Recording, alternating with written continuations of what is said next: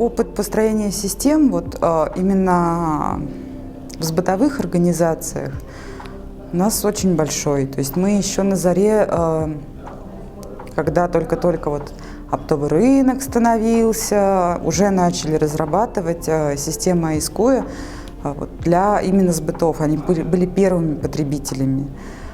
Соответственно, у многих до сих пор еще стоит очень старое наше программное обеспечение. Они им пользуются, более того.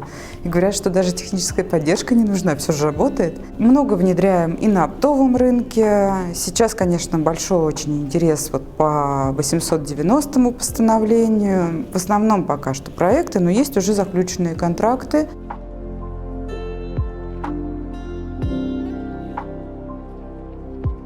Первое преимущество – это то, что мы уже шишек набили в этом просто много. Именно на гарантирующих поставщиков программное обеспечение заточено идеально. Это, наверное, одно из крупнейших преимуществ. Второе крупнейшее преимущество – это то, что у нас единственных есть реальный опыт сбора данных и обработки данных на миллионниках, на миллионной системе. Такого опыта сейчас ни у кого нет. Даже на 100 тысяч мало у кого есть приборов учета.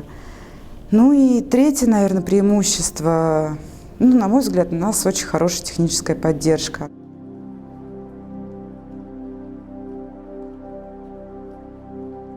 Я думаю, будет очень полезно, особенно присутствующим участникам, потому что знаний у них маловато пока что.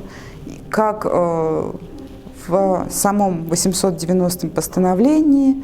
Есть, конечно, они все прочитали, все. Но как это применять, они пока не знают. Как это будет выглядеть в дальнейшем, они пока не знают.